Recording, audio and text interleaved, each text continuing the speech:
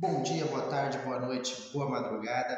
Hoje eu quero falar sobre um assunto extremamente importante e interessante. Eu trouxe uma análise hoje sobre por que na sociedade nós vemos tantos problemas e tantas soluções que não solucionam o problema da maldade humana.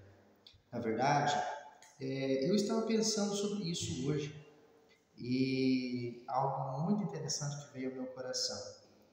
E eu quero trazer alguns exemplos, né? Logicamente esse vídeo não é exaustivo no assunto, de longe, mas ele traz uma abordagem interessante, ainda que de forma pequena, né?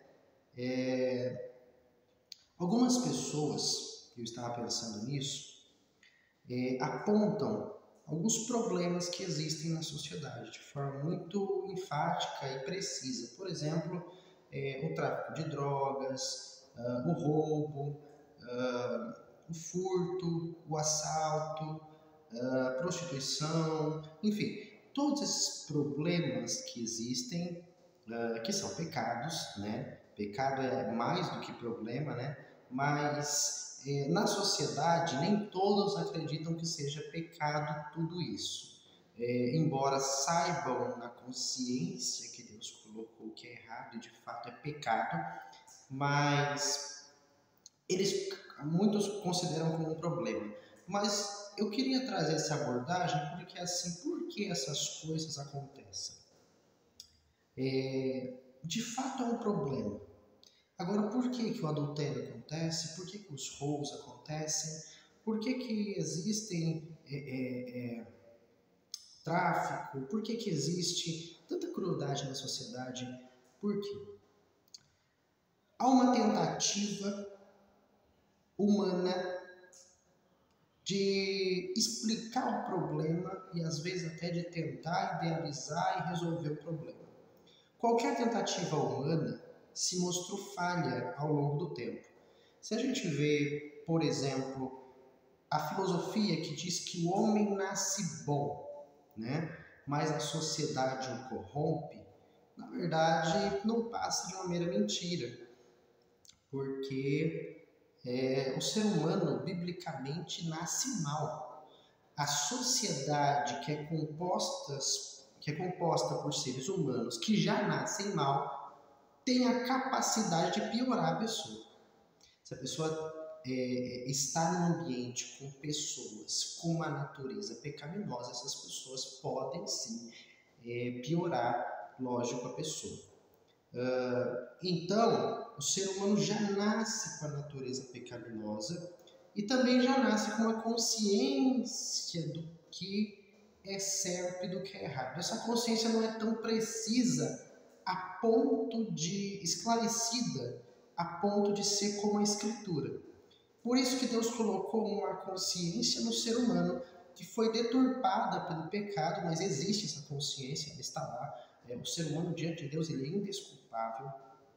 E além disso, depois Deus então proveu a Escritura para a gente, para nós termos uma precisão maior da vontade de Deus. Na verdade, algumas pessoas falam por que tem roubo, por que tem furto, por que tem assalto?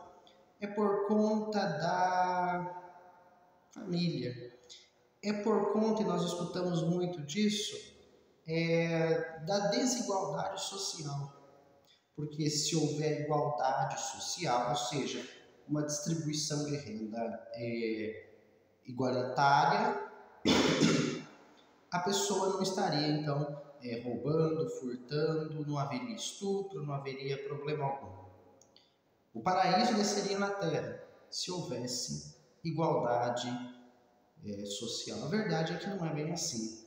De fato, existem pessoas que estão numa situação muito miserável, tem pessoas que têm muito e muito e muito mais do que precisam. Isso é verdade. Mas uma coisa muito interessante para a gente fazer um rápido raciocínio é que existem pessoas que entram na via do tráfico, por exemplo, do roubo, Algumas pessoas durante um tempo conseguem uma quantidade de dinheiro maior do que a média da sociedade. E a pergunta é por que não pararam? Por que continuaram? Muitos líderes, vários líderes dessas facções aí, eles têm muito dinheiro. E por que eles não param? Algumas pessoas argumentam que a ausência de uma quadra para jogar esporte ou de uma escola melhor, enfim, numa comunidade, é o que leva então a pessoa a praticar isso. Mas existem pessoas que são filhas e filhos de pessoas de classe média e até rico que cometem corrupção, suborno, tráfico e estupro. Então, não é somente nesses lugares mais pobres, mas por que a pessoa que tem a mais do que a média partiu para isso? E por que essa pessoa que era pobre e que partiu para isso e que se tornou, que tem mais dinheiro do que a média, não saiu disso? A verdade é que o problema principal está no coração do ser humano. A corrupção está no coração do ser humano. Além disso, existem pessoas que estão na mesma condição de pobreza, infelizmente. Eu não estou falando que não é algo que deva ser tratado, nem pelo governo, nem pela sociedade, deve sim, mas o que eu estou querendo dizer é que existem pessoas pobres que saíram da mesma situação, mas elas optaram por não ir para as vias desses pecados, porque elas entregaram suas vidas a Jesus Cristo. O ser humano, por si só, naturalmente, todos, sem exceção, ele é mau por natureza. Eu quero ler com você em Romanos, capítulo 7, versículo 17, 18, 19 e 20. De maneira que agora não sou eu que faço isto, mas o pecado que habita em mim. Porque eu sei que em mim, isto é, na minha carne, não habita bem algum, e com efeito o querer está em mim, mas não consigo realizar o bem, ainda que a pessoa queira. Porque não faço o bem que quero, mas faço o mal que não quero. Esse faço. Ora, se eu faço o que não quero, já não o faço eu, mas o pecado que habita em mim.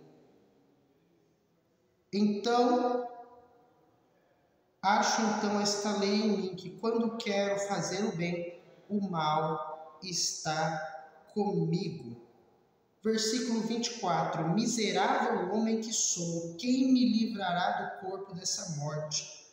Dou graças a Deus por Jesus Cristo, nosso Senhor, assim que eu mesmo com entendimento sirvo a lei de Deus, mas com a carne a lei do pecado. Olha que coisa. Aqui, no capítulo 7 de Romanos, Paulo nos ensina, pelo poder do Espírito Santo, que o ser humano nasce no pecado, tem a natureza pecaminosa e ainda que ele queira fazer o bem, ele não faz, ele faz o mal. Você é mau, você não é bom. Você merece o inferno e não o céu. Meu Deus, você vai falar desse jeito comigo? Eu sou uma pessoa boa, nunca matei ninguém. Você peca todos os dias. Você nunca mentiu? Você nunca cobiçou, nunca olhou o que não deveria? Às vezes a mulher alheia. Às vezes não cometeu um pecado, mas cometeu muitos outros. Às vezes você não enveredou por uma via de pecado, mas entrou num monte de outras.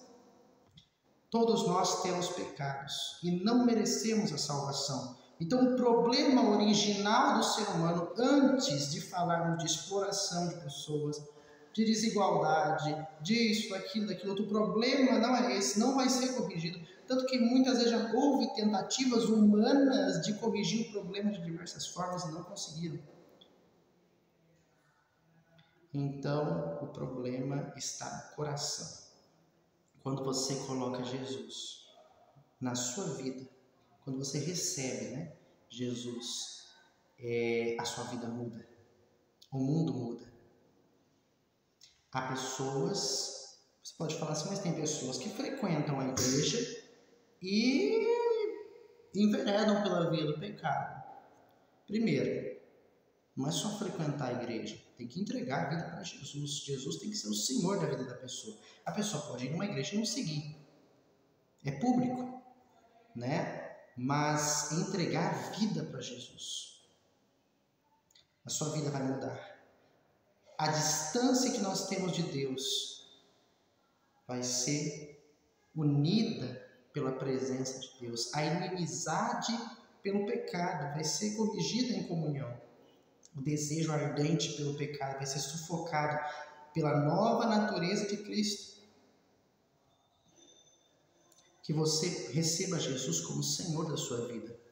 Não existe teoria humana alguma que prosperou ao longo do tempo, resolvendo realmente o problema do ser humano.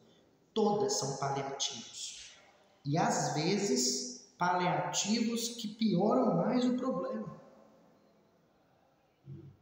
Quando você muda o coração, quando você muda a mente, tudo muda. As pessoas precisam de Jesus. As pessoas precisam e você precisa de Jesus. Você sozinho não consegue. Todas as religiões do mundo falam, suba, você pode, evolua, você consegue.